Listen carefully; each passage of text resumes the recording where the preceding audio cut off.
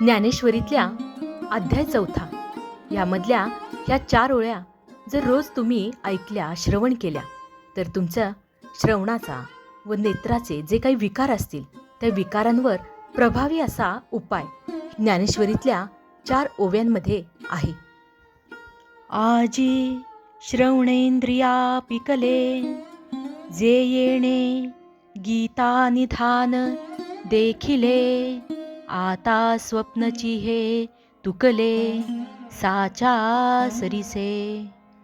आधीची विवेकाची गोठी, वरी प्रतिपादी श्रीकृष्ण जगजेठी, आणि भक्त राजू किरीटी परिसत असे. जैसा पंचमालापू सुगंधू, की परिमळू आणि सुस्वादू, तैसे भला जाहला विनोदू कथेचा ये.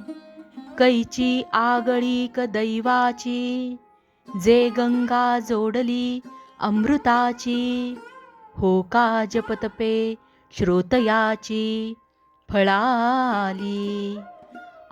आता इंद्रिय जात आघवे, तेही श्रवणाचे घर रिघावे, मग संवाद सुख भोगावे, गीता सख्य हे.